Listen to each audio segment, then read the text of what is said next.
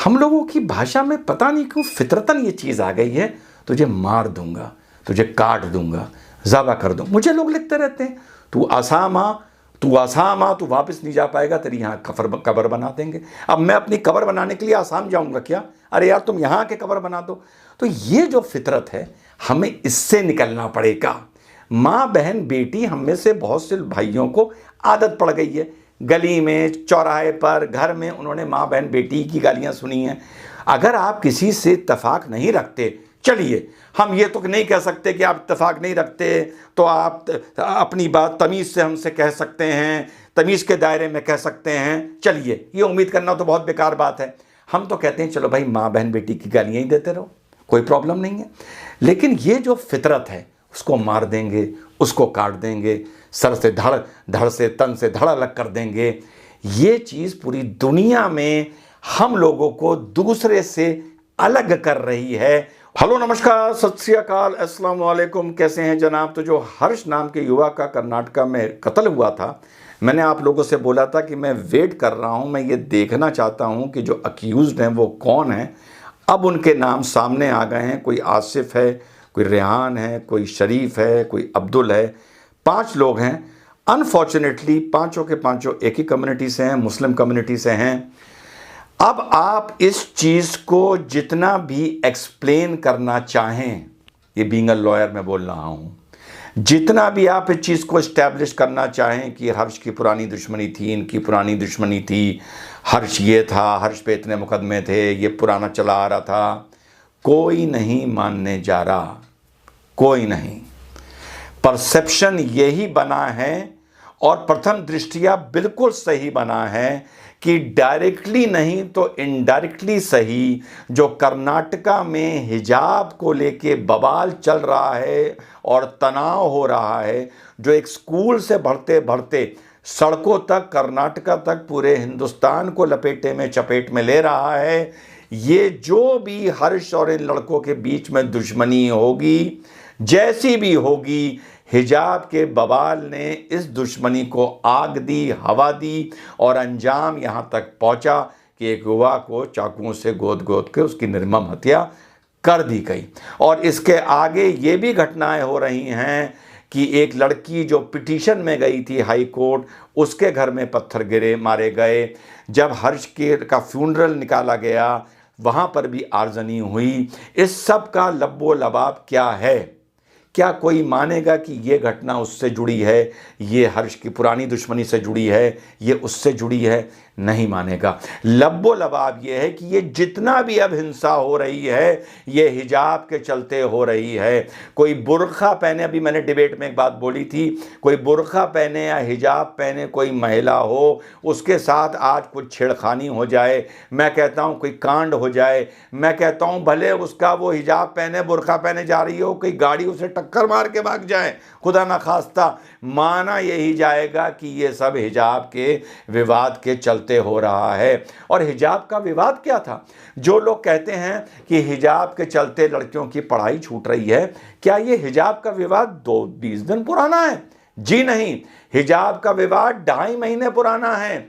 2.5 महीने से ये लड़कियां क्लासरूम के बाहर बैठी हुई थीं और क्लास के अंदर नहीं जा रही थीं हिजाब पहने हुए, क्योंकि इनिशियली इनसे ये कहा गया था आप स्कूल में तो हिजाब पहन के आ सकती हैं पर क्लास आप हिजाब पहन के अटेंड नहीं कर सकती हैं। सवाल ये उठता है ये तब हाई कोर्ट क्यों नहीं गई अगर पढ़ाई वेस्ट हो रही थी? सारा कार्रवाई पिछले 21 ही दिन में हो रही है, जबकि ये लड़कियां पिछले 70 दिन से बाहर बैठी हुई थी और पढ़ाई इनकी लूज हो रही थी। क्या इनको फिक्र थी? क्या ये तब हाई कोर्ट गई?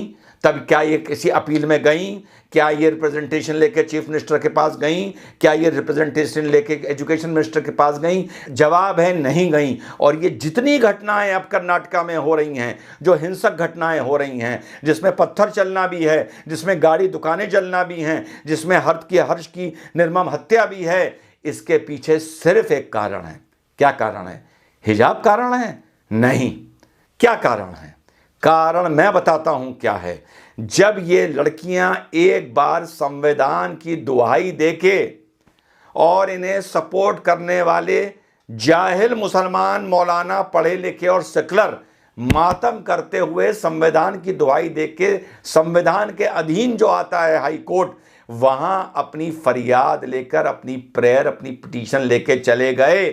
तब तक आपको याद है कोई कोई हिंसा की बात थी? नहीं थी। तब तक कोई तोड़फोड़ थी? नहीं थी। तब तक क्या हर्ष मारा गया था? नहीं। तब तक क्या किसी लड़की के घर पे पत्थर फेंके गए थे?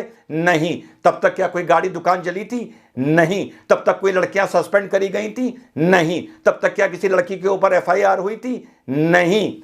ये कब शुरू हुआ? जब आप हाई कोर्ट जाते हैं संविधान की दुहाई देकर, और हाई कोर्ट की सिंगल जज बेंच आपको इंटरिम रिलीफ हिजाब पहनने की अनुमति नहीं देती है, तो आप चिढ़ जाते हैं, क्योंकि आप ये मान के चल रहे थे कि ये हाई कोर्ट तो हमारे बाप का है। फिर हाई कोर्ट इसको रेफर कर देता है 3 जज लार्जर बेंच पर। 3 जज लार्जर बेंच भी आपको हिदायत देती है कि हिजाब नहीं, कोई भी रिलीजियस आउटफिट या भगवा या झंडा या हिजाब या कुछ भी आप पहनकर स्कूल नहीं जा सकते। क्या उसके बाद आपको एक भी भगवा, एक भी केसरिया शॉल या केसरिया स्कार्फ देखने को मिला? नहीं मिला।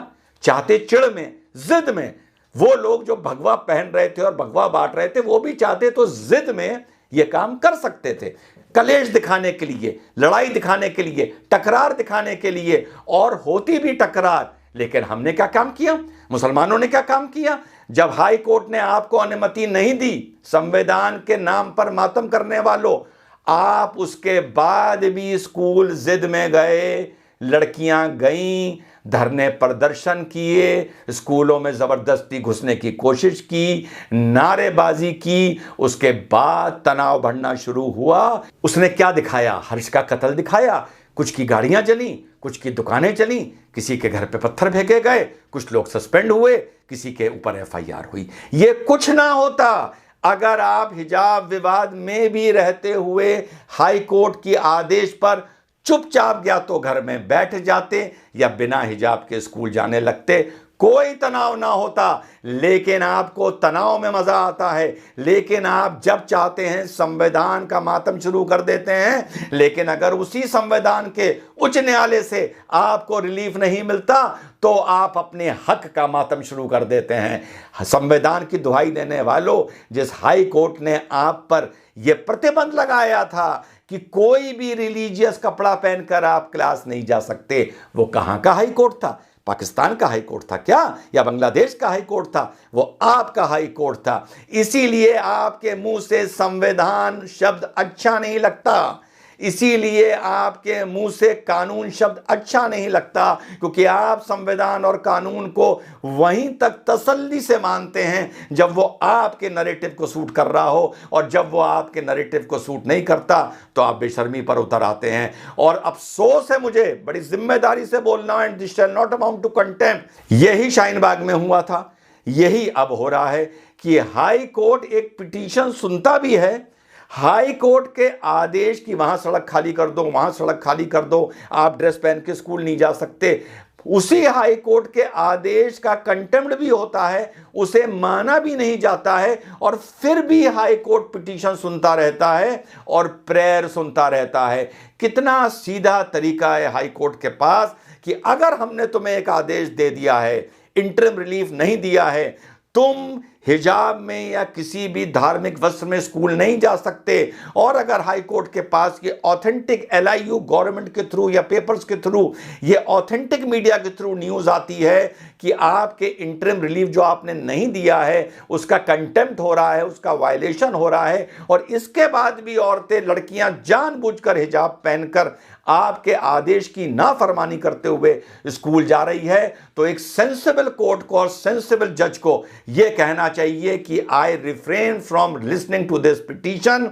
मैं इस पर आगे की डेट लगा रहा हूं, जिस दिन लड़कियां हिजाब पहन के स्कूल के दरवाजों पर जाके बैठना बंद करेंगी, जबरदस्ती करना बंद करेंगी, मैं उसी दिन इस पिटीशन को सुनूंगा, उससे पहले मैं नहीं सुनूंगा। Case close, put up on date, यह होना चाहिए करेक्ट तरीका। पर अफसोस इस बात का है कि एक तरफ हाई कोर्ट का सामने कंटेम्प्ट हो रहा है, उसके आदेश का नाफरमानी हो रही है, और वही हाई कोर्ट उसी पक्ष की प्रेयर भी सुन रहा है। यह मैं फिलहाल के दिनों में पहली बार ऐसा हिंदुस्तान में होता हुआ देख रहा हूं कि अपने आदेश का कंटेम्प्ट भी देखते हुए हाई कोर्ट चुप रहता है। कुछ अगर हाई कोर्ट नहीं कर सकता तो कम से कम इतना कर सकता है, file close, put up on date. जिस दिन तुम अपना तमाशा बंद करोगे उस दिन मैं तुम्हारी फरियाद सुनूंगा, उससे पहले नहीं सुनूंगा। कुल मिला के लब्बो लबाब इस देश में इस टाइम जो तनाव है वो सिर्फ और सिर्फ एक झूठी जिद की वजह से है। वो सिर्फ और सिर्फ इस वजह से है कि हाई कोर्ट जाने के बाद भी आपको जब इंटरम रिलीफ नहीं मिला, आप दादागिरी कर रहे हैं, आप गुंडाई कर रहे हैं, आप धरना प्रदर्शन कर रहे हैं, आप नारेबाजी कर रहे हैं, ज़बरदस्ती आप स्कूल में घुसने की कोशिश कर रहे हैं। ऐसे लोगों के मुंह से संविधान शब्द अच्छा नहीं लगता। और यार बात ख़त्म करते करते एक बात बड़ी प्यार से बोलूँगा मुसलमान भाइयों से। यार हम लोगों की भाषा में ना, जब हम किसी के साथ एग्री नहीं करते, हम लोगों की भाषा में पता नहीं क्यों फितरतन ये चीज़ आ गई है, तुझे मार दूंगा, तुझे काट दूंगा, ज़बह कर दूँ। मुझे लोग लिखते रहते हैं तू आसाम आ, तू वापस नहीं जा पाएगा, तेरी यहाँ कब्र बना देंगे। अब मैं अपनी कब्र बनाने के लिए आसाम जाऊँगा क्या? अरे यार तुम यहाँ के कब्र बना दो। तो ये जो फितरत है हमें इससे निकलना पड़ेगा। माँ बहन बेटी हम में से बहुत से भाइयों को आदत पड़ गई है, गली में, चौराहे पर, घर में उन्होंने माँ बहन बेटी की गालियाँ सुनी हैं। अगर आप किसी से इत्तेफाक नहीं रखते, चलिए हम ये तो नहीं कह सकते कि आप इत्तेफाक नहीं रखते तो आप अपनी बात तमीज़ से हमसे कह सकते हैं, तमीज़ के दायरे में कह सकते हैं, चलिए ये उम्मीद करना तो बहुत बेकार बात है। हम तो कहते हैं चलो भाई माँ बहन बेटी की गालियाँ ही देते रहो, कोई प्रॉब्लम नहीं है। लेकिन ये जो फितरत है उसको मार देंगे, उसको काट देंगे, सर से धड़ से तन से धड़ अलग कर देंगे। ये चीज़ पूरी दुनिया में हम लोगों को दूसरे से अलग कर रही है। और इसी डायलॉग्स की वजह से, इसी फितरत की वजह से, इसी सोच की वजह से एकदम से हम लोगों के ऊपर ठप्पा लग जाता है कत्ल करने वाले और आतंक मचाने वाले। हम लोगों को इस बात से बचना चाहिए। ना इत्तफाकी भी अगर है भाई, गाली दे दो, भला बुरा बोल दो, माँ बहन बेटी को नंगा कर दो, जैसा तुम लोग करते हो, तुम लोगों ने घर में यही सीखा है। लेकिन इस चीज़ों से बचो, ये पूरी कौम की साइकी पर एक मोहर लगाती है कि ये लोग ज़बह करने वाले, काटने वाले, खून बहाने वाले लोग हैं। और वाकई हम लोगों की ज़ुबान में ये बहुत ही ईज़िली आ जाता है और हम सोशल मीडिया तक पे भी लिख देते हैं ज़बह कर देंगे, काट देंगे, मार देंगे। हम लोगों को इससे परहेज़ करना चाहिए। जितनी हम बात को बार बार बोलेंगे उसी चीज़ को हम अपने जीवन में कहीं ना कहीं इमोशंस में आके या गुस्से में आके प्रैक्टिस भी करेंगे, एग्जीक्यूट भी कर देंगे। जय हिंद, वंदे मातरम, खुदा हाफिज़।